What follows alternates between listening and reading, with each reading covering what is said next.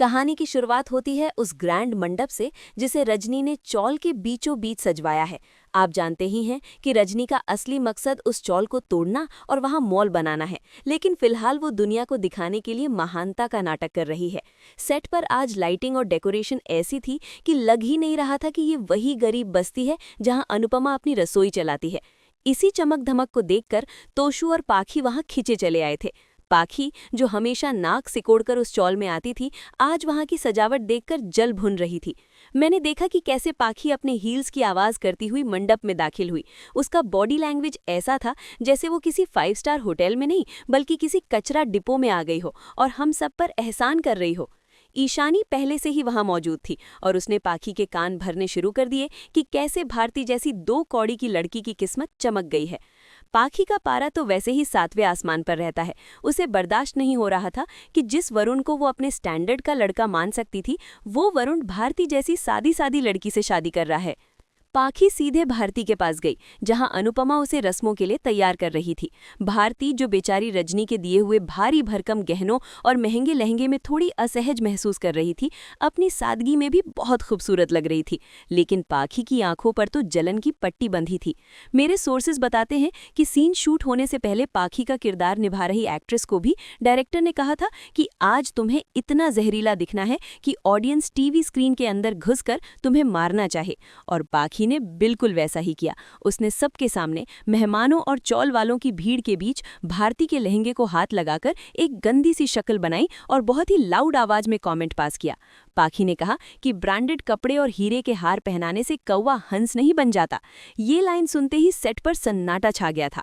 अनुपमा, जो उस वक्त मेहमानों को शरबत दे रही थी, उसके हाथ रुक गए, लेकिन पाखी यहीं नहीं रुकी। उसने अपनी अमीरी का रौब झाड़ते हुए भारती से कहा कि तू चाहे कितने भी महंगे कपड़े पहन ले, तेरे जिस्म से अभी भी उस चौल की गरीबी और मसाले की बदबू आ रही है। पाखी का कहना था कि ये शादी नहीं बल्कि रजनी आंटी का कोई चैरिटी प्रोजेक्ट है, क्योंकि वरुण जैसे अमीर लड़के को भारती जैसी अनपढ़ और गंवार लड़की मिल ही नहीं सकती। उसने भारती की हैसियत को अपने जूतों के बराबर बताया। मुझे वहां खड़े होकर ये सब रिकॉर्ड करते हुए भी गुस्सा आ रहा था, क्योंकि पाखी भूल गई थी कि जिस माँ यानी अनुपमा के पैसों पर वो आज इतना इतरा रही है, वो माँ भी उसी चौल का हिस्सा है। भारती की आंखों में आंसू आ गए थे, उसके हाथ कांप रहे थे, लेकिन वो कुछ बोल नहीं पाई क्योंकि उसे संस्कार और लिहाज ने रोक रखा था। पाखी को लगा कि उसकी जीत हो गई है। वो जोर जोर से हंसने लगी और अपनी दोस्त ईशानी को ताली देने लगी। उसने कहा कि इन लोगों को अपनी औकात याद दिलाना जरूरी है, वरना ये हमारे सिर पर चढ़ जाएंगे। पाखी का ये घमंड, ये बदतमीजी अब बर्दाश्त की हद से बाहर हो चुकी थी। अनुपमा ने जब ये सुना तो मैंने देखा कि रूपाली गांगुली के चेहरे के एक्सप्रेशंस कैसे एकदम बदल गए। वो ममता वाली माँ से महाकाली बनने की कगार पर थी। अनुपमा ने अपनी साड़ी का पल्लू कसा और पाखी की तरफ बढ़ी। हमें लगा कि आज अनुपमा पाखी को खींचकर एक थप्पड़ मारेगी और उसे वहां से निकाल देगी। हम सब इसी थप्पड़ का इंतजार कर रहे थे। लेकिन दोस्तों, कहानी में ट्विस्ट यहाँ आया। जो मैंने अपनी आंखों से देखा वो अनप्रेसिडेंटेड था। अनुपमा के पाखी तक पहुंचने से पहले ही वहां किसी और ने एंट्री ली। ये वो करारा तमाचा था जो हाथ से नहीं बल्कि जुबान और रुतबे से मारा गया। रजनी, जो अब तक दूर खड़ी होकर तमाशा देख रही थी और मन ही मन खुश हो रही थी कि चलो कोई तो भारती को जलील कर रहा है, उसे अचानक याद आया कि अगर अभी उसने अच्छी सास बनने का नाटक नहीं किया तो उसका चौल के पेपर्स हड़पने का प्लान फेल हो जाएगा। तो रजनी ने एक पलटी मारी। उसने पाखी के पास जाकर बड़े प्यार से उसके कंधे पर हाथ रखा। पाखी को लगा कि रजनी आंटी उसे सपोर्ट करेंगी, क्योंकि वो भी अमीर है और पाखी भी अमीर है, तथाकथित अमीर है। पाखी ने रजनी को देखकर स्माइल किया और कहा, देखिए ना आंटी, मैंने सच ही तो कहा। और तभी वो हुआ जिसकी पाखी ने सपने में भी उम्मीद नहीं की थी। रजनी ने अपनी वो मीठी और खतरनाक मुस्कान बिखेरी और पूरे मंडप के सामने पाखी से कहा, बेटा पाखी, तुम ठीक कह रही हो, क्लास बहुत इंपॉर्टेंट होती है, लेकिन अफसोस तुम्हारे पास वो क्लास नहीं है। ये सुनते ही पाखी का मुंह खुला का खुला रह गया। रजनी ने आगे कहा कि अमीरी बैंक बैलेंस से आती है पाखी, लेकिन रॉयल्टी परवरिश से आती है। भारती गरीब है पर उसके संस्कार रॉयल हैं, और तुम अमीर घर की बिगड़ी हुई औलाद हो, जिसके पास कपड़े तो महंगे हैं लेकिन जुबान 2 कौड़ी की भी नहीं है। मैं आपको बता नहीं सकती कि सेट पर उस वक्त जो तालियां बजी थीं वो स्क्रिप्ट का हिस्सा नहीं थीं, वो क्रू मेंबर्स की असली तालियां थीं। रजनी ने पाखी को आईना दिखाते हुए कहा कि आज तुम मेरे फंक्शन में खड़ी होकर मेरी होने वाली बहू की बेइज्जती कर रही हो, मतलब तुम मेरी चॉइस की बेइज्जती कर रही हो और मेरे घर में मेरी बेइज्जती करने की हैसियत तुम्हारी नहीं है। ये बेइज्जती पाखी के गाल पर पड़े किसी शारीरिक थप्पड़ से ज्यादा जोरदार थी। उसका चेहरा शर्म से लाल नहीं बल्कि काला पड़ गया था। तोशु, जो अपनी बहन को सपोर्ट करने के लिए आगे आने वाला था, रजनी का तेवर देखकर पीछे हट गया। पाखी को समझ नहीं आ रहा था कि वो क्या करे, क्योंकि जिस अमीर औरत यानी रजनी को वो इम्प्रेस करना चाहती थी, उसी ने उसे चीप और लो क्लास घोषित कर दिया था। लेकिन दोस्तों, पिक्चर अभी बाकी थी। पाखी इतनी आसानी से हार मानने वालों में से नहीं है। अपनी बेइज्जती का बदला लेने के लिए पाखी ने वो घटिया हरकत करने की सोची जो उसकी पाखी वाली पर्सनालिटी को पूरी तरह सूट करती है। उसने डिसाइड किया कि अगर रजनी आंटी को भारती इतनी ही पसंद है तो वो भारती का असली सच, जो पाखी के दिमाग में बुना हुआ झूठ था, सबके सामने लाकर रहेगी। पाखी ने वहां से जाने का नाटक किया, लेकिन असल में वो उस कमरे की तरफ बढ़ी जहां शगुन के गहने और तोहफे रखे थे। मुझे प्रोडक्शन हेड से पता चला कि पाखी का प्लान था कि वो भारती पर चोरी का इल्जाम लगाएगी। ईशानी ने पहले ही कुछ गहने इधर उधर कर दिए थे और पाखी इस आग में घी डालने वाली थी। पाखी दबे पांव उस कमरे में घुसी जहां अनुपमा ने भरोसा करके शगुन की थालियां रखी थीं। पाखी ने अपने पर्स से एक कीमती अंगूठी निकाली जो वो खुद पहनकर आई थी और उसे चुपके से भारती के बैग में डालने की कोशिश करने लगी। उसका मकसद साफ था, मंडप में जब भारती का पर्स चेक होगा तो वो चोर साबित होगी और रजनी उसे घर से निकाल देगी। पाखी अपने इस मास्टरमाइंड प्लान पर मन ही मन खुश हो रही थी, लेकिन फिल्म सिटी की दीवारें भी कान रखती हैं। पाखी को लगा कि कमरे में कोई नहीं है, पर वो गलत थी। वहां कोई था जो अंधेरे में खड़ा सब देख रहा था, और ये कोई और नहीं बल्कि राही यानी आध्या थी। जी हाँ, राही, जो अपनी मां अनुपमा से नफरत का नाटक करती है, लेकिन कहीं न कहीं उसे पता है कि सही और गलत क्या है। राही ने पाखी को रंगे हाथों वो अंगूठी भारती के बैग में डालते हुए देख लिया। अब आप सोचेंगे कि क्या राही ने पाखी को रोका? नहीं, राही ने पाखी को वो करने दिया। क्यों? क्योंकि राही चाहती थी कि पाखी सबके सामने जलील हो, और वो भी सबूत के साथ। राही ने चुपचाप अपने फोन से पाखी की इस हरकत का वीडियो बना लिया। बाहर मंडप में शादी की रस्में शुरू होने वाली थीं। पंडित जी मंत्र पढ़ रहे थे। अनुपमा और वनराज, जो बेमन से खड़ा था, कन्यादान के लिए तैयार हो रहे थे। तभी पाखी वापस आई, और इस बार उसके चेहरे पर वो हार वाला भाव नहीं बल्कि एक विक्ट्री स्माइल थी। उसने आते ही जोर से चिल्लाया, रुकिए, ये शादी नहीं हो सकती। सबकी नजरें फिर से पाखी पर टिक गईं। अनुपमा ने हताश होकर कहा, अब क्या तमाशा है पाखी? पाखी ने ड्रामा करते हुए कहा, मम्मी, तमाशा मैं नहीं, आपकी ये लाडली भारती कर रही है। मेरी डायमंड की रिंग गायब है और मुझे पक्का यकीन है कि इसी ने चुराई है जब मैं इसके पास खड़ी थी। अनुपमा ने पाखी को डांटा, पाखी, अपनी जुबान पर लगाम लगा, भारती ऐसा कभी नहीं कर सकती। लेकिन पाखी ने जिद पकड़ ली कि नहीं, मुझे अभी तलाशी चाहिए, पुलिस बुलाओ या फिर इसका बैग चेक करो। माहौल एकदम तनावपूर्ण हो गया। रजनी ने भी मौका देखकर कहा, अगर पाखी इतना कह रही है तो चेक करने में क्या हर्ज है, दूध का दूध और पानी का पानी हो जाएगा। अनुपमा की आंखों में डर था, चोरी का नहीं बल्कि अपनी बेटी के गिरते स्तर का। भारती रोने लगी। उसने कहा, दीदी, मैंने कुछ नहीं लिया। लेकिन पाखी ने झपट्टा मारकर भारती का बैग उठाया और सबके सामने उसे उल्टा कर दिया। सामान गिरा, लिपस्टिक, रूमाल और वो चमकती हुई डायमंड रिंग। सबकी सांसें थम गईं। भारती सन्न रह गई। चौल वाले खुसर फुसर करने लगे। तोशु ने ताना मारा, लो, देख लिया अपनी लाडली का सच माँ, तुम हमेशा गलत लोगों पर भरोसा करती हो। पाखी की खुशी का ठिकाना नहीं था। उसने चिल्लाकर कहा, देखा आंटी, मैंने कहा था ना, ये चौल वाले पैदाइशी चोर होते हैं। आप इसे अपने घर ले जा रही थीं। अनुपमा को अपनी आंखों पर विश्वास नहीं हो रहा था, लेकिन सबूत सामने था। पाखी ने अनुपमा की तरफ देखकर कहा, अब बोलो माँ, अब क्या कहोगी, या अब भी अपनी इस मुंह बोली बेटी को बचाओगी?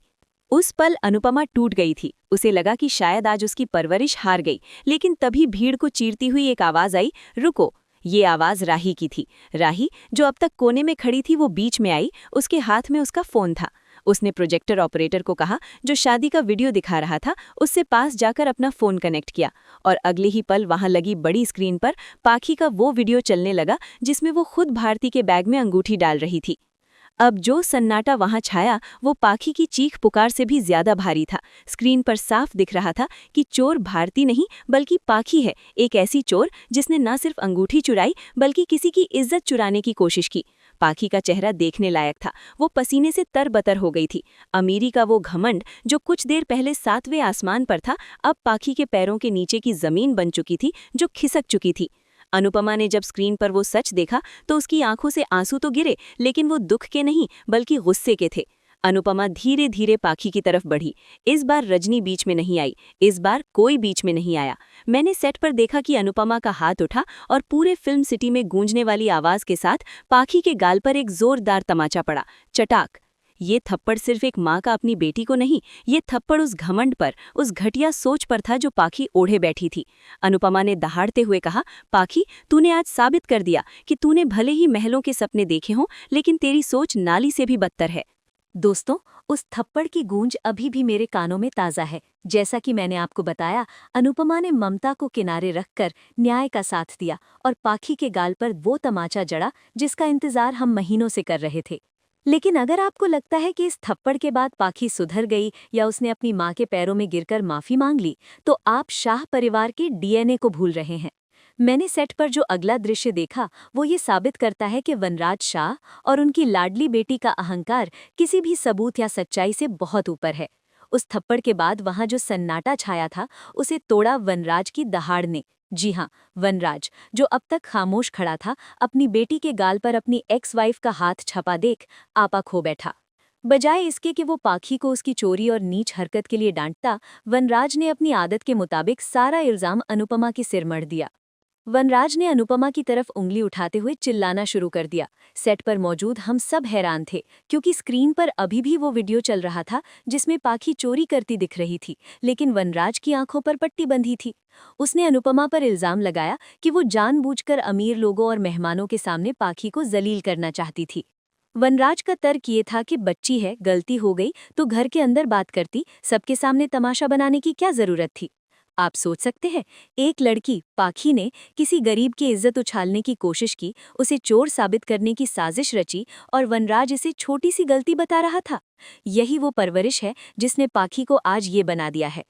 वनराज ने यहाँ तक कह दिया कि अनुपमा को अपनी नई बेटी राही और नई चहेती भारती पर इतना घमंड है कि वो अपनी सगी बेटी को भूल गई है। पाखी, जो थप्पड़ पड़ने के बाद एक पल के लिए सहम गई थी, अपने पिता का सपोर्ट मिलते ही फिर से अपने पुराने रूप में आ गई। उसने तुरंत विक्टिम कार्ड खेलना शुरू कर दिया। मैंने देखा कि कैसे पाखी ने मगरमच्छ के आंसू बहाने शुरू किए और चिल्लाकर कहा कि हाँ, मैंने किया, क्योंकि आप मुझे कभी प्यार नहीं करती, आपको सिर्फ ये सड़क छाप लोग पसंद है। पहले वो अनुज कपाड़िया, फिर ये राही और अब ये भारती। मैं आपकी सगी बेटी हूँ, फिर भी आप हमेशा दूसरों को महान बनाने के लिए मुझे विलन बनाती हैं। पाखी का ये ड्रामा इतना लाउड और बेबुनियाद था कि वहां खड़े मेहमान भी आपस में बातें करने लगे थे। पाखी ने धमकी दे डाली कि अगर आज उसे इस बेइज्जती का बदला नहीं मिला तो वो कुछ कर लेगी। ये शाह परिवार का पुराना पैंतरा है, जब भी फंसो इमोशनल ब्लैकमेल शुरू कर दो। लेकिन इस पूरे हाई वोल्टेज ड्रामे के बीच हमारी नज़र उस असली खिलाड़ी पर होनी चाहिए जो इस आग में अपनी रोटियां सेक रही थी, रजनी। दोस्तों, यहाँ पर राइटर्स ने रजनी के किरदार को बहुत चालाकी से लिखा है। आमतौर पर विलेन ऐसे मौके पर खुश होता है, लेकिन रजनी ने यहाँ एक मास्टर स्ट्रोक खेला। उसने देखा कि अनुपमा और वनराज के बीच झगड़ा बढ़ रहा है और पाखी पूरी तरह अकेली पड़ गई है। रजनी को पता था कि अगर उसने अभी पाखी का साथ दिया तो वनराज और तोशु उसके मुरीद हो जाएंगे और अनुपमा अकेली पड़ जाएगी। रजनी आगे आई और उसने वो किया जिसकी उम्मीद किसी को नहीं थी। उसने पाखी के आंसू पोंछे और अनुपमा से हाथ जोड़कर कहा कि अनुपमा जी, बस करिए, बच्ची है, नादानी में बहक गई, ईर्ष्या तो इंसानी प्रवृत्ति है, मैं पाखी को माफ करती हूँ। आप समझ रहे हैं रजनी की चाल? उसने पाखी को माफ करके खुद को महान साबित कर दिया और अनुपमा को एक क्रूर माँ बना दिया जो अपनी ही बेटी को सबके सामने पीटती है। पाखी, जिसे लगा कि अब कोई उसे नहीं बचाएगा, रजनी के इस हमदर्दी को सच मान बैठी।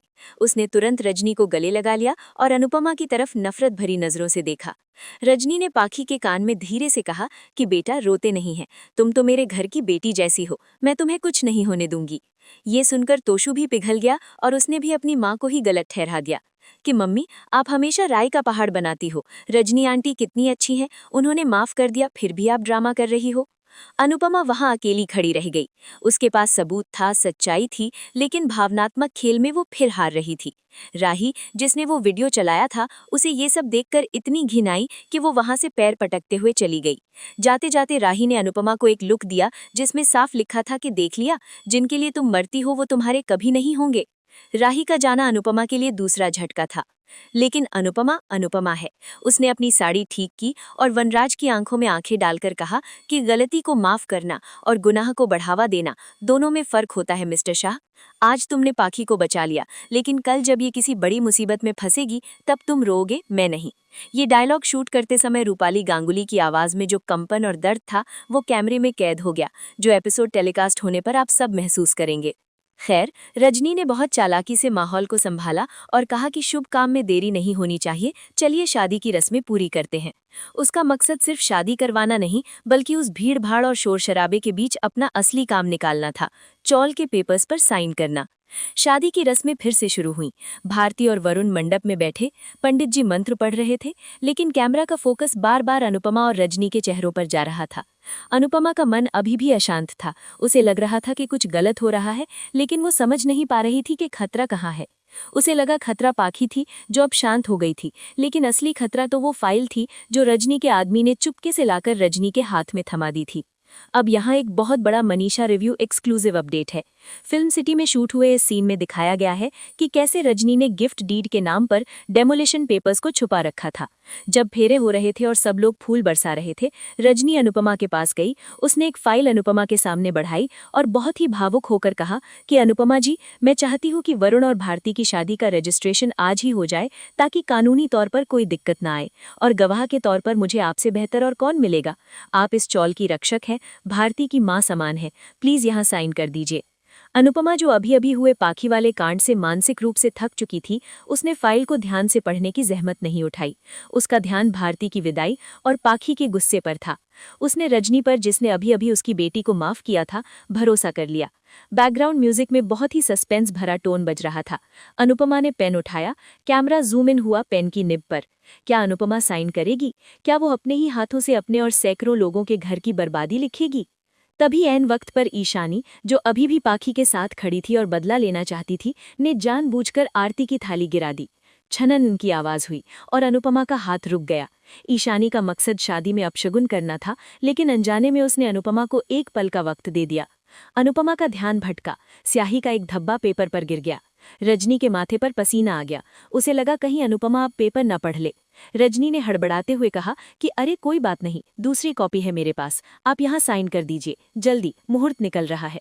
रजनी की ये हड़बड़ाहट अनुपमा के मदर्स इंस्टिंक्ट को टच कर गई।